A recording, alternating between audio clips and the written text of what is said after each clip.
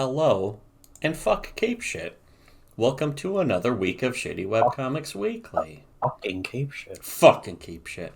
Uh, this episode, as usual, brought to you by our delightful Happy Fun Subscribe Star backers, which is linked below. You can donate money to us. And also, on our Subscribe Star, you get access to the secret videos that they don't want you to see. They don't want you to see them. It sounds conspiratorial, but it's just the truth. Yeah, it is conspiratorial. And it's the truth. And speaking of which, here's a fucking stupid comic. Well, this is like the conclusion of our big case showing that Penny Arcade took payoffs to feature products, and this was the most blatant one of all. We covered how they admitted that they took money to make comics and stuff for video games. So that's kind of expected.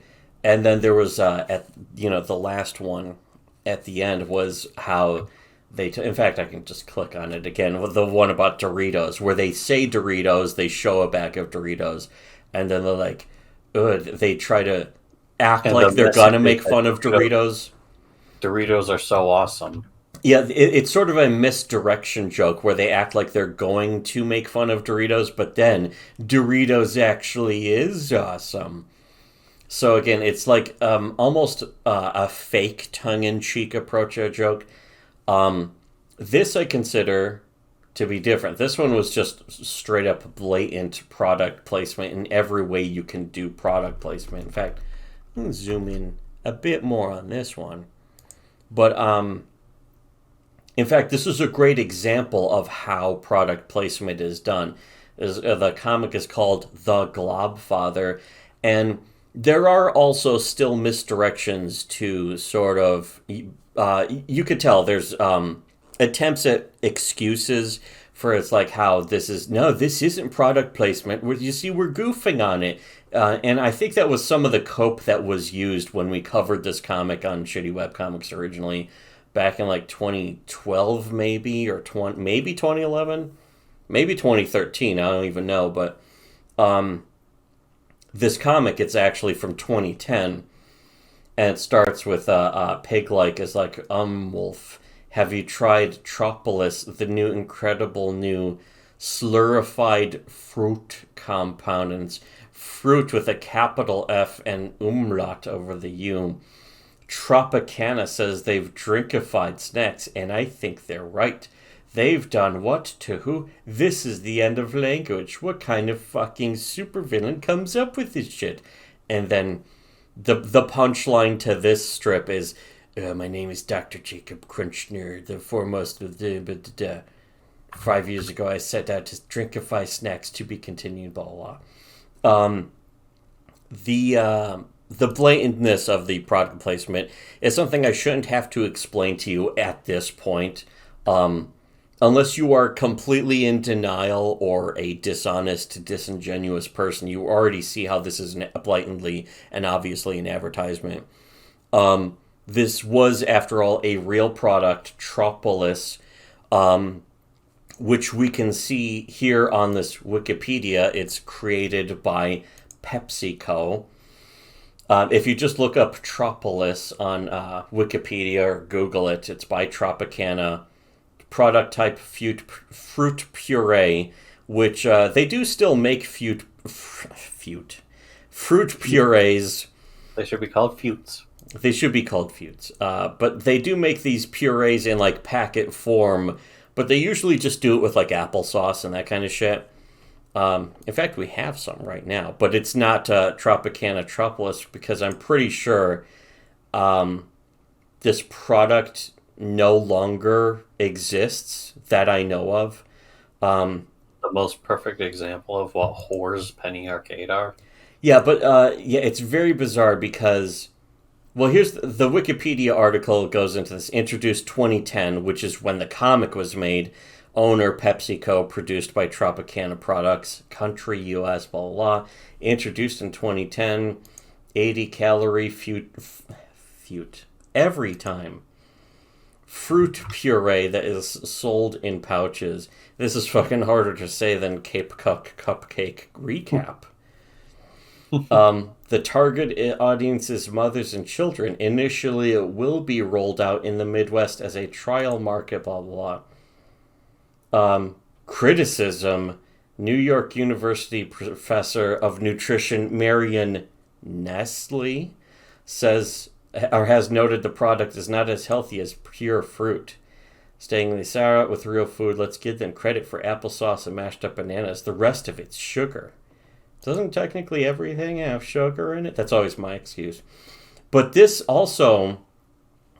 section mentions, and I have a feeling this is the only reason why there's a Wikipedia article for this at all, is because Penny Arcade did a comic for it. So some Penny Arcade fan was like, I can write a fucking a Wikipedia article about this. And I mentioned the Penny Arcade comic.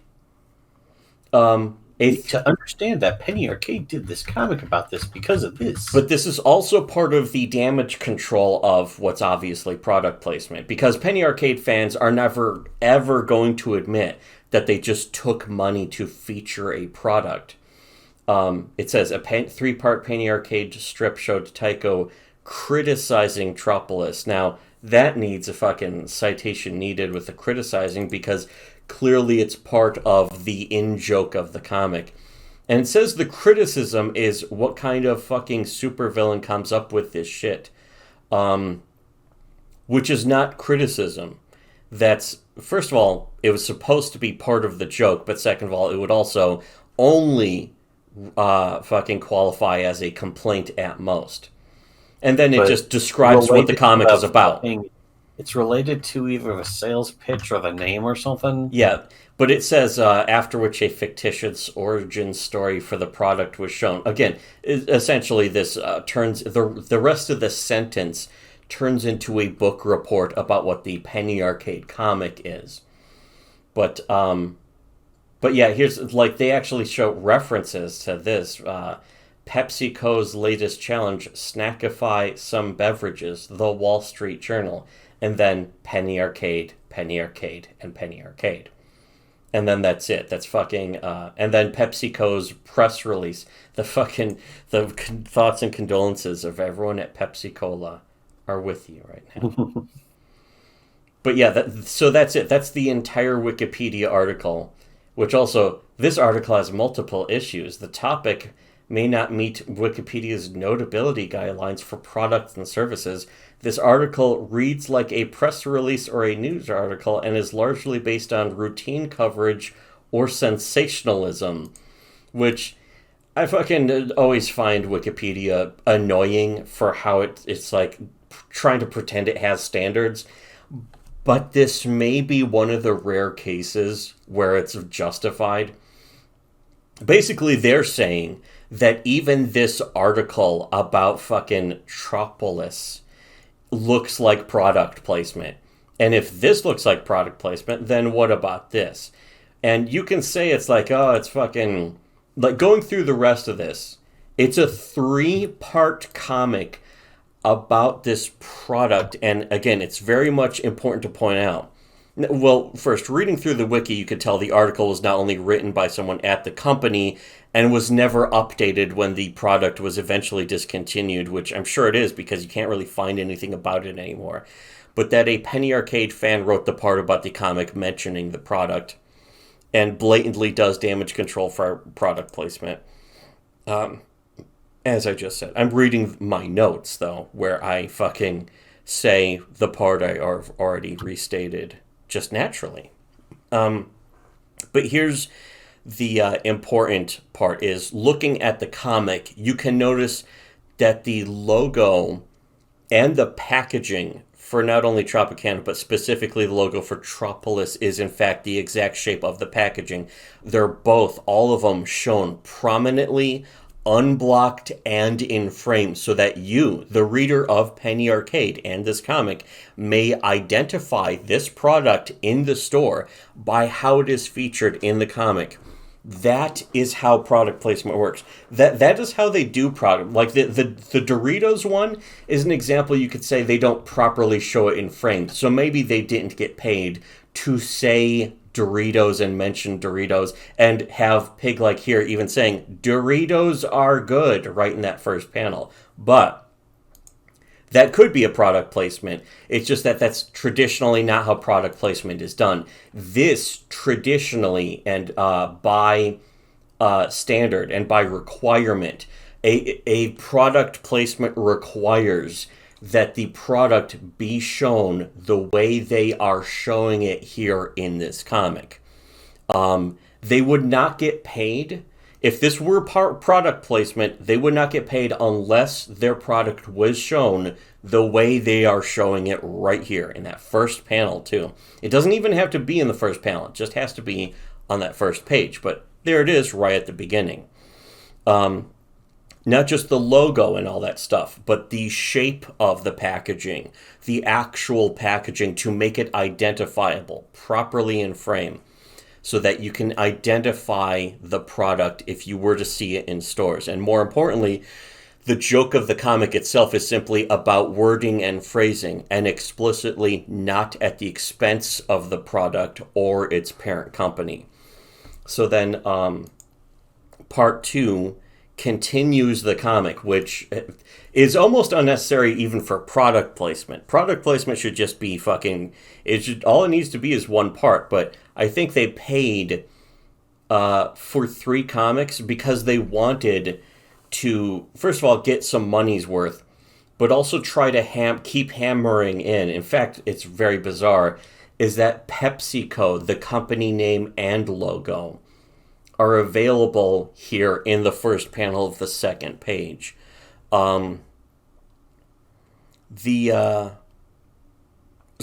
part 2 continues the comic in which, PepsiCo is specifically featured, and the joke is not criticism in any way against the product. It's about how crazy mad science has made this real life product, and if you read it, which is fucking pointless, it's like a reference to The Fly. My drinkification chamber was the death knell of the old order. Drinkable snacks were the future.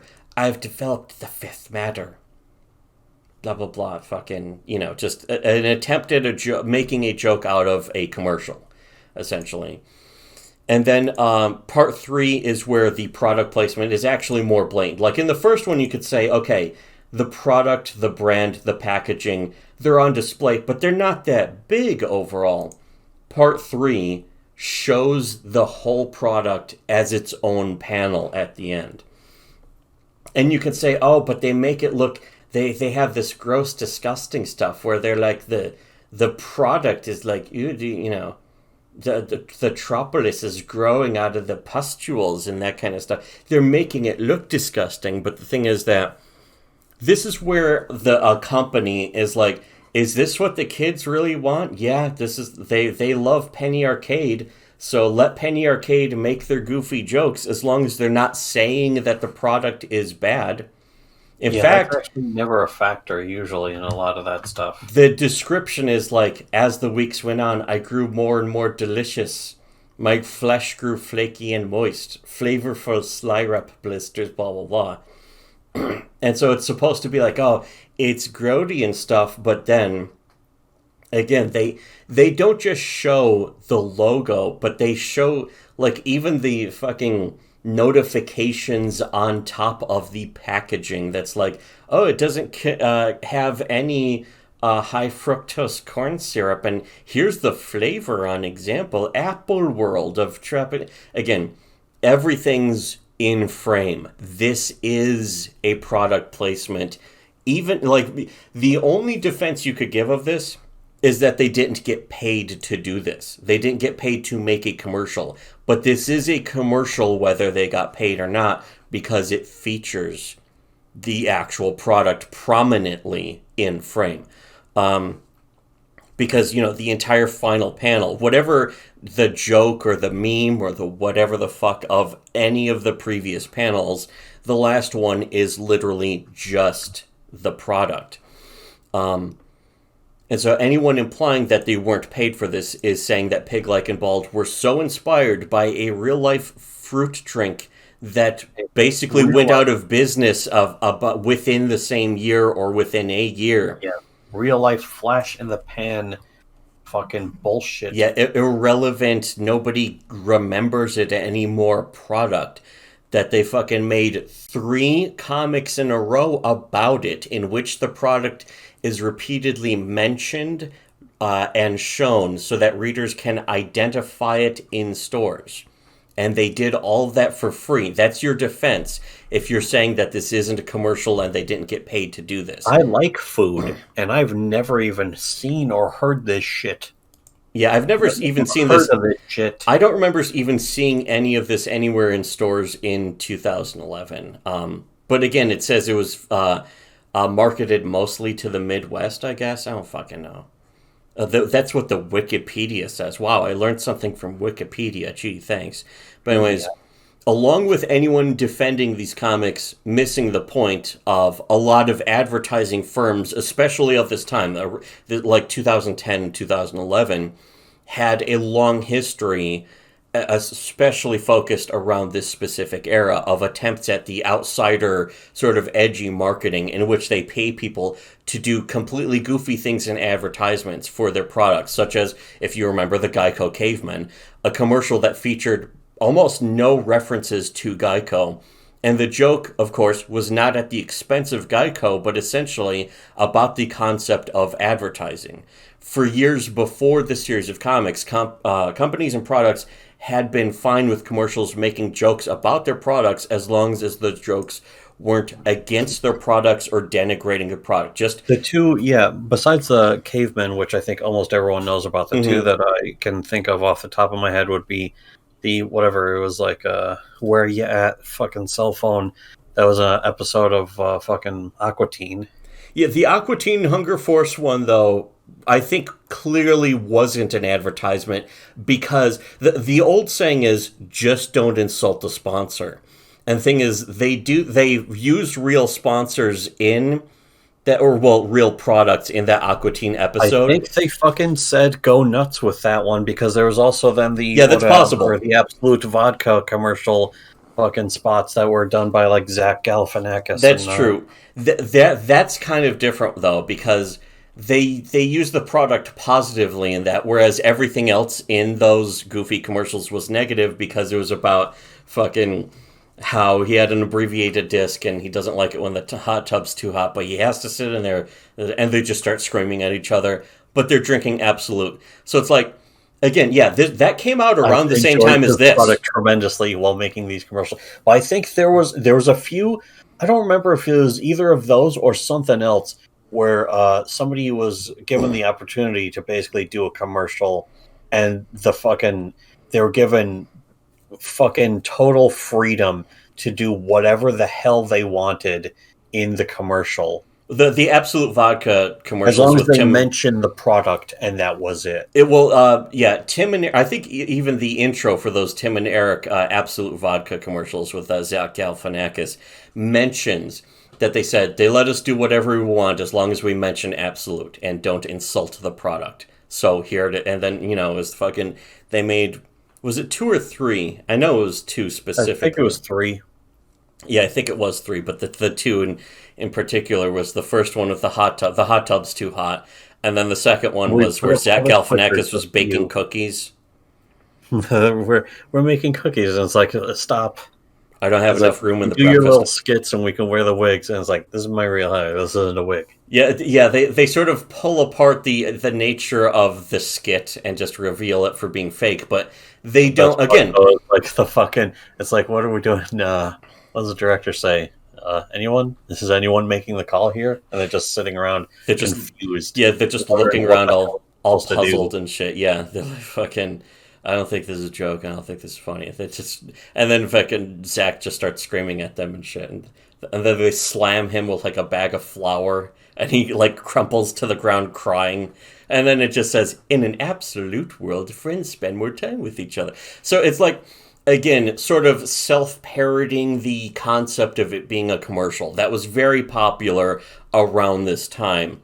And I think they predate these comics, but clearly a lot of advertising firms were going with this approach of going, with like gonzo advertising, just do something completely bizarre, just as long as you don't say that the product is bad or disgusting, and as long as you feature it, as long as That you was also fucking that was one of the big elements of viral marketing in general, especially back in that era yeah. specifically. Yeah, advertising firms were experimenting with like new attempts. They were trying to make viral advertising, and I forget what was it? It was like a CSI episode, well, but I don't know of where there was I'm ARGs. a marketer. I'm just paid by these companies to go to nightclubs and mention these products I and stuff. think yeah, wait, wasn't there? There was a CSI New York episode about the Suicide Girls, and I think that was partially product placement too, or something. Oh yeah, Something weird was that going on was with that. massively product placement. And it was very. It was also really boring. It was like, wait, this isn't even as unironically funny as CSI Miami. CSI New York is like the absolute dud of the fucking CSI shows. It's really bizarre. But it was also insulting because it was trying to promote the Suicide Girls. It's like, oh, look how amazing the Suicide Girls are. They're so awesome. And there's like hero shots of them. And the entire plot of the episode, and I only remember It's a this stalker. because I was hoping to see, I was enjoying watching one of them get horribly murdered by being stomped to death. Yeah, I was like, with she goth got killed boots. because this guy thought that they were dating, but turns out she was in an open relationship with another girl. And when he saw that, he was homophobe and he killed her because he's homophobic. He was disgusted by how she was having hot sex with another girl. It's like, really? Okay, that's another thing about the CSI shows in general, but especially New York, is that it was like, and Law and Order, to another Yeah, extent, is that yeah. it's just like hilariously out of touch.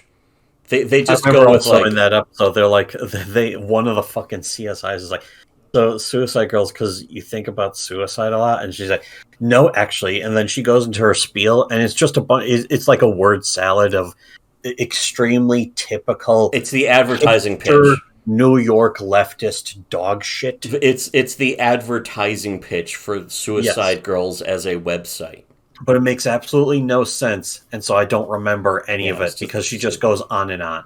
Yeah, It's like whatever. it was a terrible episode, and I used to watch CSI Miami, which was a terrible show, but at least that was kind of funny on accident.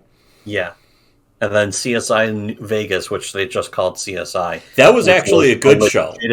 a legitimately actual. It was an actual TV show. Yeah, that was like a real show. It was about something. It wasn't a great show. It was a pretty relatively solid show.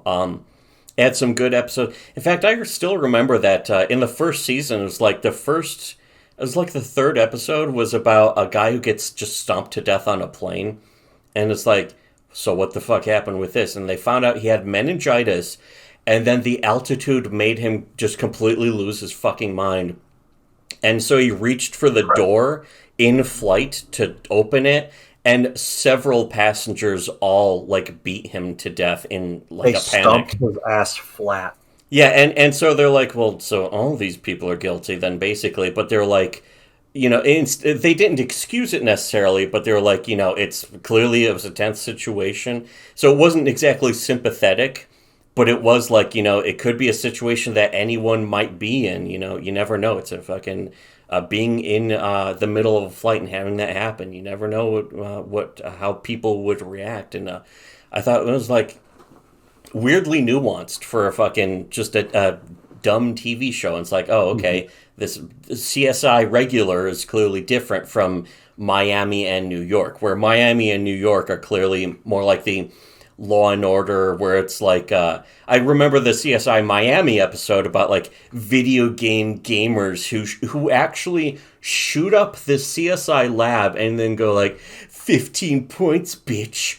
And one of them's like, I'm gonna rape this chick. One of the hot lab tech chicks who's a main on the show. One of the guys like, I'm gonna rape her. Chalk me up for 20 points. And it's like, this is what the fucking the other CSI shows and your regular crime dramas, how they fucking view things. Like again, the fucking There's CSI New also York the Suicide Girls, where the guy beats his girlfriend to death because she was having hot sex with another girl. Something that just basically would never happen in a million years. But they need to. The people who write the show actually think that this happens, so they write it in, and that's how they see the world. Is just that. discovered hit that he was the killer too because he fucking kick stomped her hand while she was reaching up to crawl after him while he was fucking trying to kickstart his bike. Oh yeah, that's right. He That's right, and fucking it left a fucking crushed her giant. hand with his boot while doing Yeah, that. and it left a boot print, and they were able to use it. It's another example of the ridiculous things they do on those kinds of shows. Is when they It was get the very reflection. tasteful though. Yeah, It's so very tastefully done the way he just murders the shit out of this dumb bitch. yeah, and they get the boot print. That's how they can identify. Is this your boot? And he's like, "You thought you'd discover Or my something. They secret." found blood on his boot or some Well, bullshit. it's like the Cumtown thing about Law and Order SVU, where they're like all the child molesters are acting so hard. It's like, so you thought you discovered my You secret? found me. You found me out once and for all. So you It's think like that's really not you what think would you happen in real life. you think you'll bring me down? That's Law and Order SVU was the other show though. Yeah. Also with the Gamergate episode. Yeah, that's right. Yeah, Gamergate, another great example where they just straight up like mass gang rape a female game dev and beat the shit out of other girls, and they're just running up to girls and screaming, "Go home, gamer girl!" And it's like they just leveled up, and just that kind of cheesy, like completely tone deaf shit. After all that, it's weird seeing regular CSI Las Vegas, where it's actually like a written show written by people who write and have some understand of nuance and reality. Although we stopped watching after like whatever season 11. 7 or 8, where they were totally losing the plot. Yeah, eventually it's like, oh no, fucking another lab tech got kidnapped by yet another serial killer again, and they make miniature models of their murder scenes, and it's like, The mob ends up assassinating one of the CSI guys. I remember that. I don't even remember why. He was leaving the show, so the mob just walks up and shoots him in the head. It's like, okay. Just out of nowhere. And like it gives fucking a shield. It gives everyone else on the show like a chance to do crying, so that they could put down their sizzle reel, for their their agent's tape. The rest of the show is basically straight procedural. Mm-hmm. House kind of devolved into that at some point too. But also, one of the last things I know about CSI Vegas is that they had what's his name on the show as like a meth cook who just takes 500 bullets. Oh yeah, they had Justin Bieber on as fucking as a drug dealing kid who gets machine gunned to death. I was like, really? They're having Justin Bieber on, but then they have him just sprayed with bullets, and it's like, okay, this is kind of cool actually.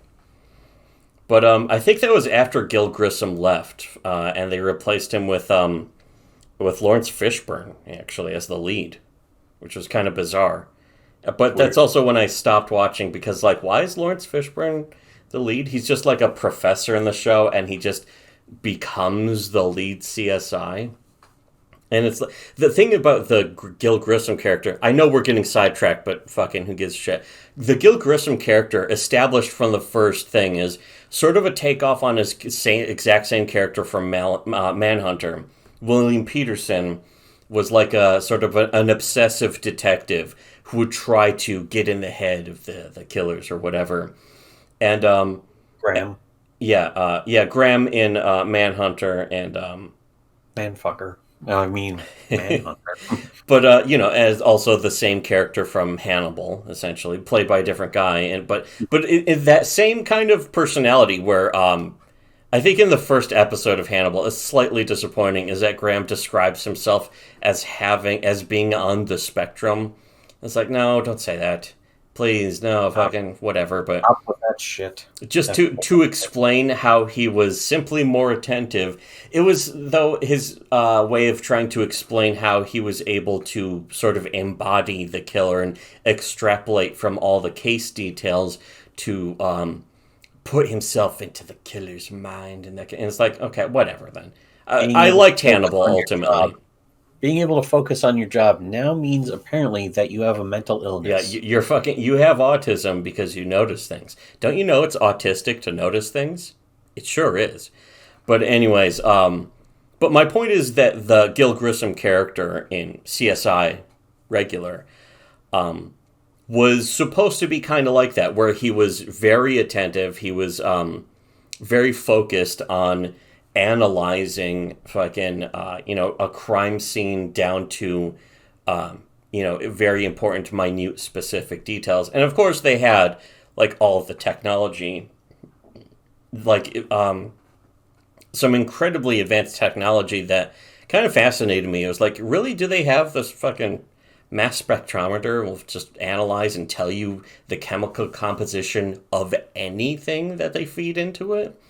And of course, AFIS, the fucking fingerprint database that was just national. The DNA database, and fucking they were just taking swabs of everything.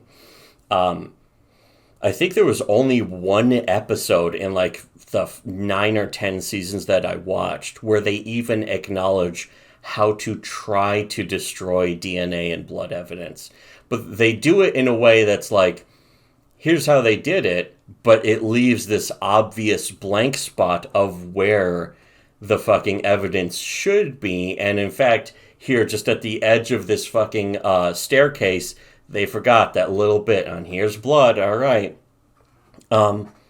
They even explained the luminol. That is actually how you make blood show up under a blacklight, is you have to spray it with luminol, and not too much in the first place either, because if you do, it can fucking sort of destroy the pattern, then nothing shows up. And it's like, oh, that's interesting. So yeah, CSI was like the actual... It's like somebody actually wanted to write what it was like to investigate crime scenes for real with all of the modern technology at your disposal. Procedurals have been around for a while. I mean, I remember watching Dragnet as a kid. But they would still be sort of, they would be dramatized, and the modern version is just clearly, obviously, as Nick Mullen said, it's clearly just elderly homosexual Jews in a writer's room in New York, just making up. So maybe the guy with Down syndrome rapes this Asian girl, and you're just making up fucking shit. Just a 2-liter full of cum, and the autistic guy is just drinking. Is like, where'd you get that? And just immediately, this isn't soda. Credits. Da, da, da, da, da. Yeah, and it's just called rape. That's his new idea for the show. It's just called rape. But the point of those other shows is just to sensationalize, whereas the point of CSI was to actually show the process, while also trying to be a little cool about it. Trying to think, there was another show like CSI that wasn't CSI, and it wasn't Homicide: Life on the Street, and it wasn't Law and Order either. That was basically wasn't The Wire either. The Wire was a good example, though. Homicide also. The Wire is a great show. There's also Dexter. Dexter's a bit more of a... That's more of a drama, and that's definitely not a procedural. That's about a fucking serial killer who kills other serial killers, and it's very TV show drama, but actually in a smarter way with like better characterization and that kind of shit. I really like Dexter. Almost better than the concept seems to deserve. Yeah, in a way, because I remember, wasn't it The Wire made fun of Dexter at some point? It was like one of the last episodes of The Wire. It's like, look at this bullshit. This guy is a killer, but he catches other killers. And they're like, really? And I think that was sort of the attempt to dismiss. Like a thumbing the nose at how stupid the concept was on Showtime because The Wire was HBO. And how it's not realistic. It's not realistic and procedural, which I understand them being like, hey, we're trying to be real about it, man, and you're doing this the actual dark passenger bullshit. In the books, the Dark Passenger is a literal split personality or something. It's a demon that possesses... An actual demon from hell that possesses him or some shit like that. I don't know. Gay. And there's supposed to be the new Dexter show that's coming out, and it's like, oh, that would be nice to pirate someday. I forget if it's just going to be a movie or it's just going to be like a miniseries or a single I think series. it's gonna be like a series, I guess, but I don't know. They better be careful with that shit. Well, I'm not going to be like, oh, I need to find this. I'm not going to be like I am with Battlefield 2042, where I had to buy the game. In fact, I I technically pre-ordered the got game because two. I bought it a few hours before release. But they better be careful with it. But that doesn't mean they're going to. It'll just be fucking No, I'm whatever. waiting to see if it's a failure or not. And a lot of people that's the thing about Dexter though, is like every single season everyone's like, this is the worst season It yet. jumped And the it's like shark this time. and then I watch it and it's like, this is good. What's wrong? It's season two. Everything was stupid, and it's like, okay, what was wrong with this season? Well, they got rid of Jokes, and it's like, yeah, that was too bad to see him go, but it was a great season If they otherwise. had dragged out Dokes more and more, it would have been like, okay, we get it. Jokes is going to keep calling him a motherfucker and trying to be on his tail. How long And can he be on his tail suspending way without too catching much. anything? How the fuck can Dokes not have caught him this time? Yeah, what are you doing? It would eventually make Dokes look incompetent. When they have Dokes catching Dexter red-handed in season 2, it makes Dokes look competent. And if they had stretched it out any more than that, it would have made him look incompetent. I think this is much more interesting than fucking Penny Arcade. Well, way more. Way more. But then Meanwhile, I'm season staring at three this comes fucking along, that's the thing, though, is Tropolis. that season three, Fucking it's like, oh, this is worse. They don't even have the great drama that they had between Dokes and Dexter and Lila and blah blah blah. And it's like, yeah, okay, so what's wrong with this season? And it's like, I'm annoyed by his wife, or his wife is so Rita's annoying. annoying. His wife is so annoying. I hope they kill her, and then they kill her, and it's like, I can't believe they killed her. The show's ruined. They killed her. Fucking It's British like you're the one vampire who said titty that you hated monster. her and wanted her dead. That was one of the interesting things to find out. Apparently, was that the half the female audience was split between being happy that Rita had been killed off and being angry that Rita had been killed off. And most of them were split, not from two different camps, but literally all the women were both simultaneously happy and angry. It's not that half the women were happy and half the women were angry. 100% of the women were happy and 100% of the women were angry. Because they're fucking women. Women. If only Women. we could censor the word women so that we don't get demonetized. W star M star N or some shit. I don't know how to. Yeah, you can say the word men because Men. that is not a disgusting Men word. are cool. But Men, when you men are say human. Men are kings. when you mention the femoids, Dudes posting their W's, women posting their L's. Which, to be honest, either one is the same thing. A man posting their W is an L for a woman. It's a giant L for a any woman. foid. The But anyway, I it's will too bad. continue my campaign against the femoids. But It's too bad that the fucking female audience wasn't split neatly in half as they were bisected by a gigantic blade. with a bandsaw. Anyway, Anyway, here's that's neither here nor there. I was gonna say, why the fuck were we bringing all this up? But when I go into my notes, in my notes it says, for years before the series of comics, companies and products, advertising firms have been fine with commercials making jokes about their product as long as the jokes weren't against their products. And we were bringing up examples, and that goad into TV shows and that kind of shit. Jim Goat. Well, speaking of Jim, another example that I wrote down that we didn't mention goes even further back to the Wilkins coffee commercials made by Jim Henson back in, I think, the early 60s or they're black and white. They're very old. They're very cheap.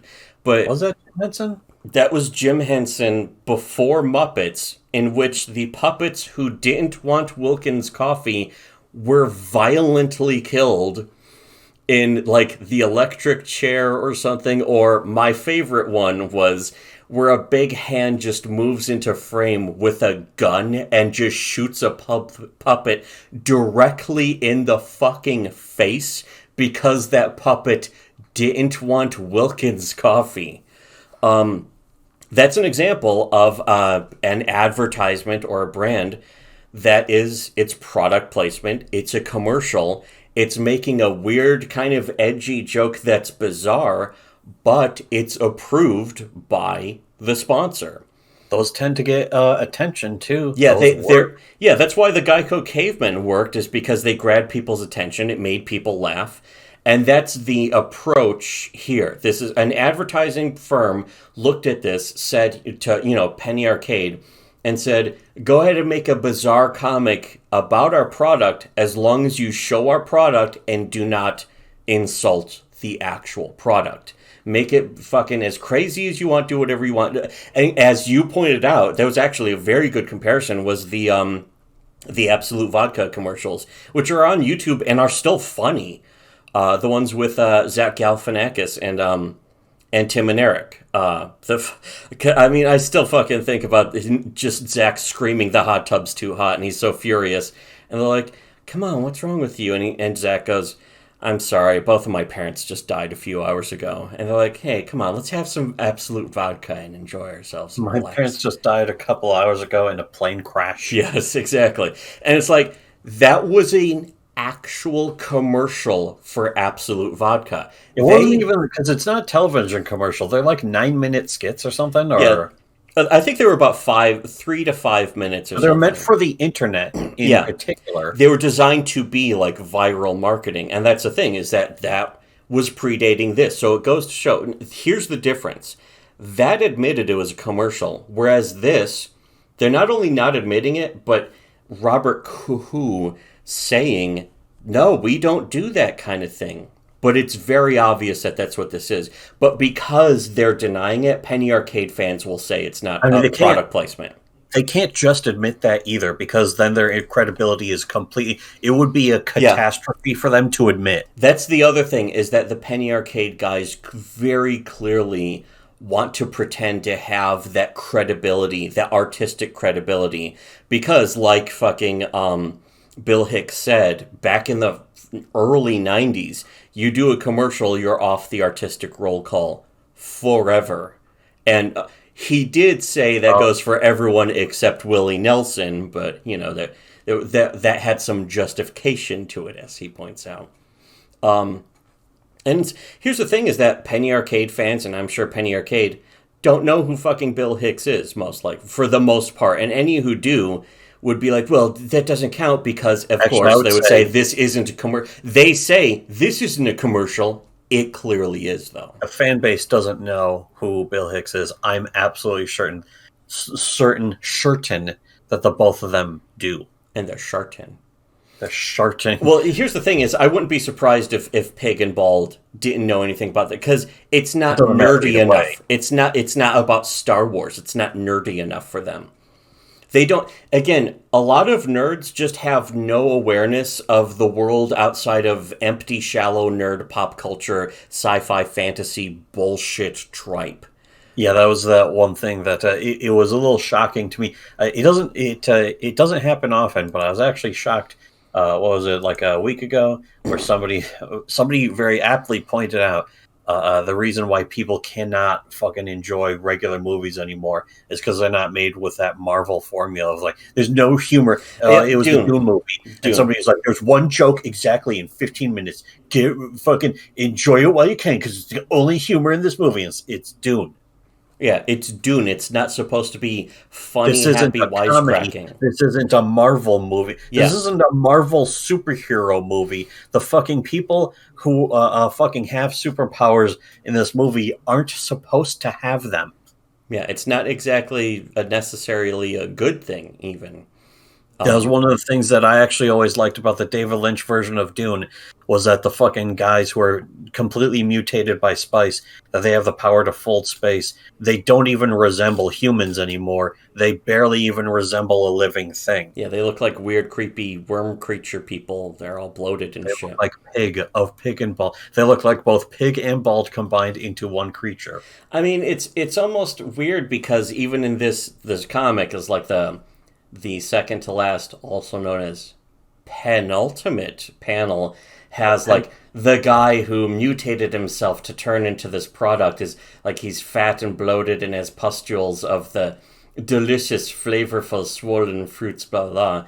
And it's like, that's kind of reminiscent of Dune, but with like, fucking missing the point. And to be honest, it is a terrible advertisement.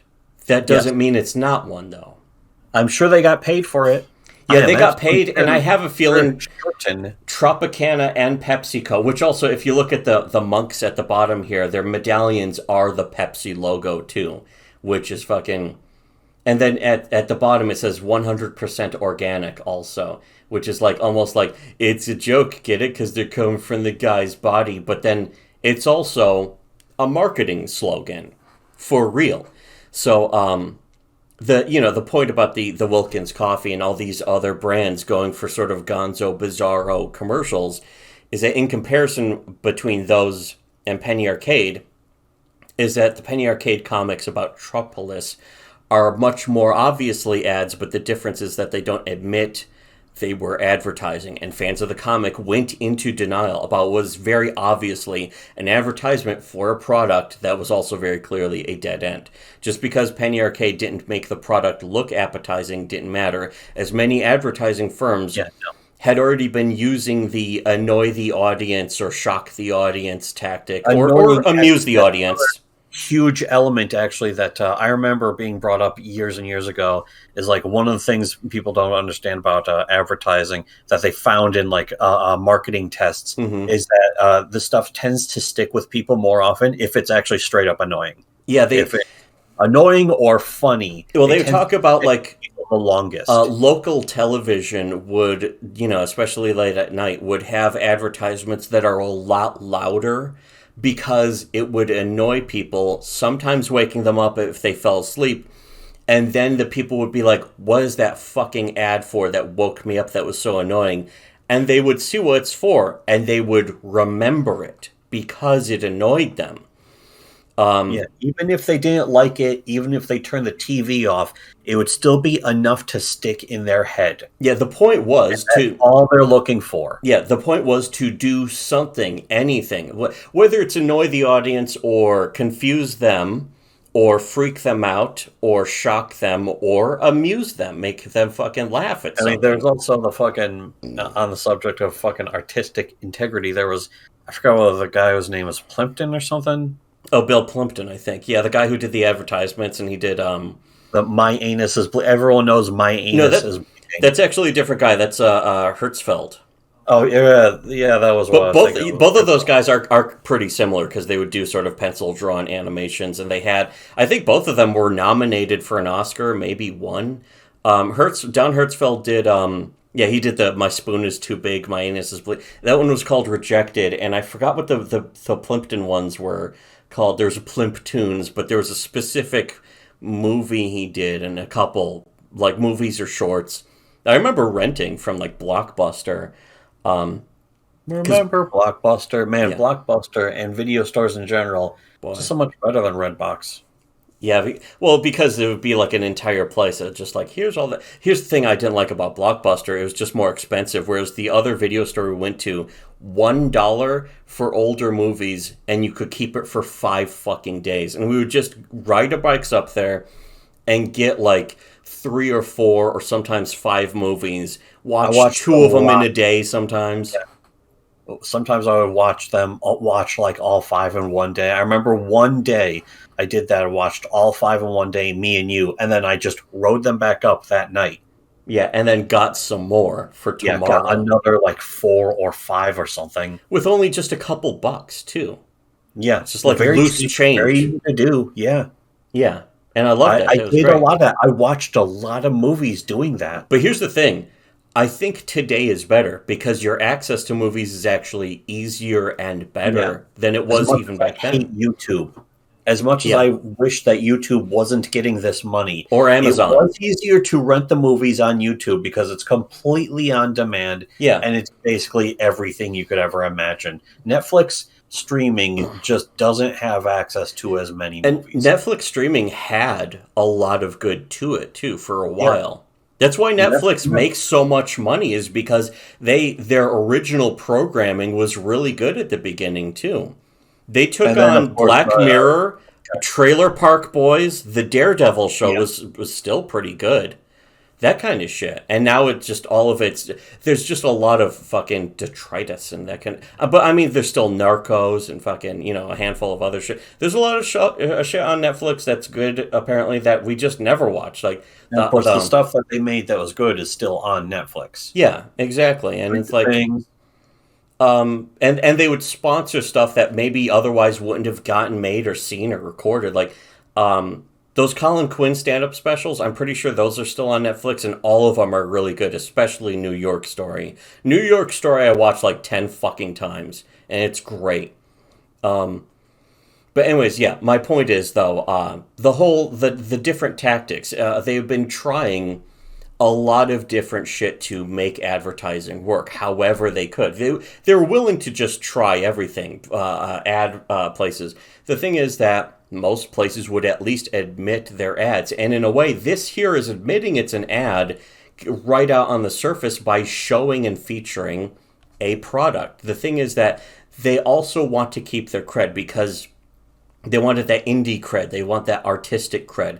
They wanted their credibility. They wanted to act like they were important artists because they're pretentious nerds. That's how they are, is that they will simply deny something that's true if it makes them kind of look embarrassed. But anyways, you know, these advertising firms would try everything to get people to remember their product, even if it was in a negative way, as long as they remember the product. And the only defense anyone has of Penny Arcade is from the comic fans over this comic, these series. Again, it's 3 comics about a real life product. That right there is the proof that it is a paid advertisement.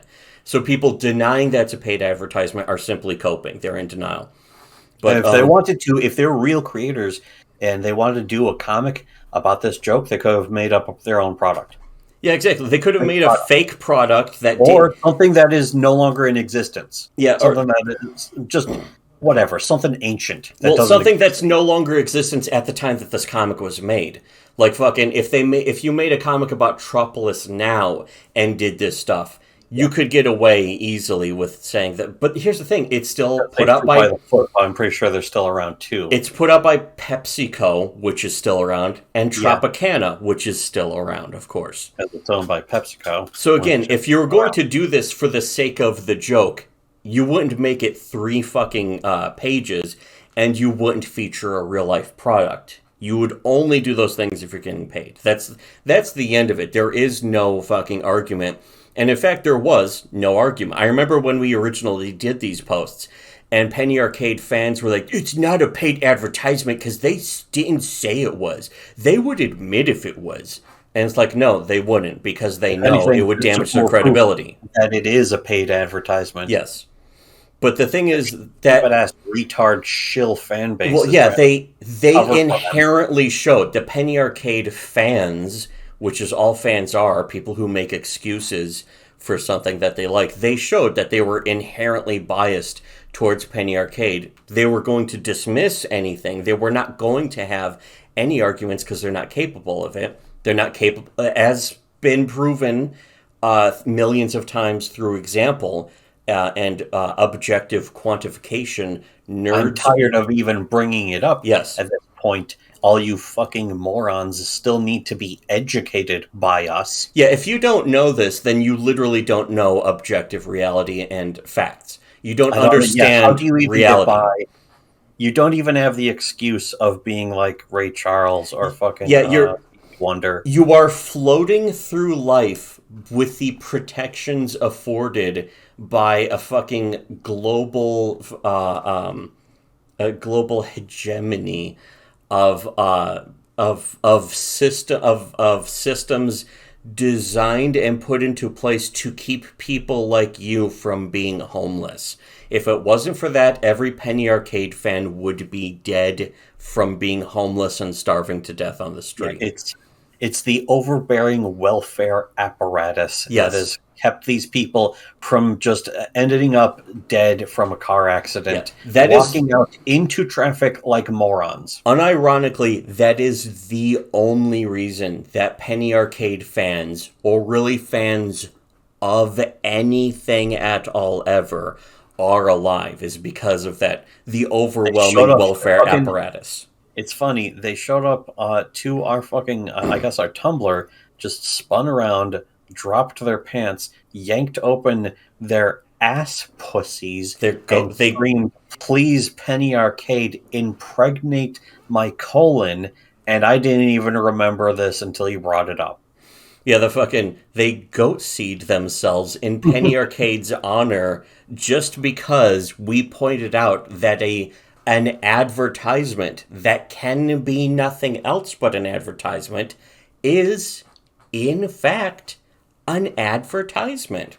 And Penny Arcade fans simply had a clinical inability to cope, as doctors would refer to it as. And you can't even say that it's like, well, it's an advertisement, but they're allowed to do that. Yeah, I believe people are allowed to advertise. I don't believe in the thing As long as of they like, admit, you lost your artistic integrity. I don't actually believe in that anymore in this economy, or especially if you come from extreme poverty or something like that.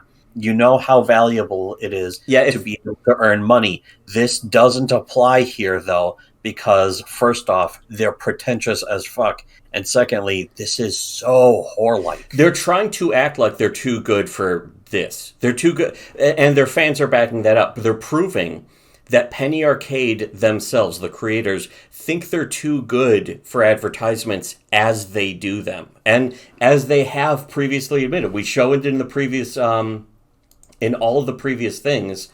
Where was it? Fucking Penny Arcade present. Where was I? was just fucking looking at it. Wait, here it is. Shut fucking up. Well, here it is, though. This admits right here. Game companies come to us and ask for something more than just standard ads. So they're admitting they do advertisements for money. They make specific things for money as advertisements for game companies. And they admit it, and that's fine.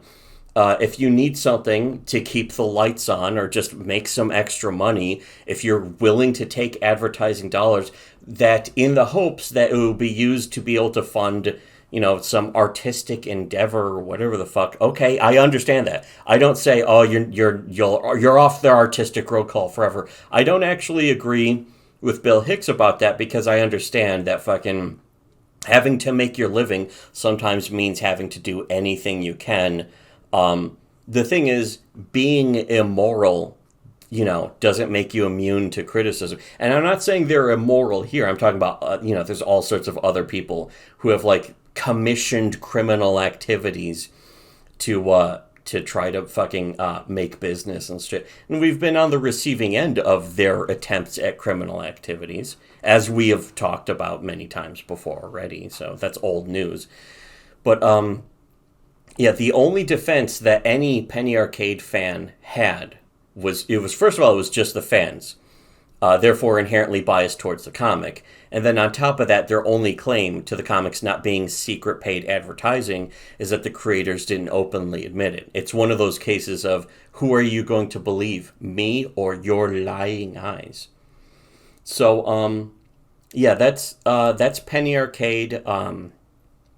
Basically being whore shills, both in ways that they would, admit to, and again, we're fine with that, and then ways that they didn't want to admit to because, when you're taking that Pepsi money, it's probably such a huge paycheck, but it's also so whorish that you want to act like we've seen from other Penny Arcade comics, and we'll try and cover this too, is like the Lookouts and stuff, where they try to really act like Automata, I think, was the worst example of this, where they're trying to act like they're very serious, dramatic writers, where they're like, yeah, man, we really go there, and it's about the nature, and they want to act like we do that kind of stuff, and not stuff where we get paid to talk about fucking fruit drinks and or puree.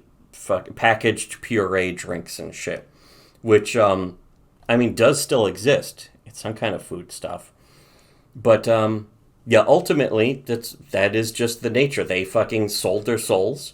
They made a lot of money doing it. So if that's the issue of that, like, hey, they made money doing it, yeah, fine, they made a lot of money doing it. Their comic does suck though. objectively. That's not my opinion. We pointed out specific ways, and we can continue to point out more specific ways that they make mistakes, like so many years into it that there was no excuse for it. But anyways, we'll just leave it at that because the case is made and pretty much closed. And the only attempt at refutation was just saying, no, that's not true because I don't want it to be true. So, and that's a constant with us. We use facts and evidence. Everyone else just goes, no, my feelings, and that's it. So, unlike share, comment, subscribe, sure to listen to Shitty Web Comics.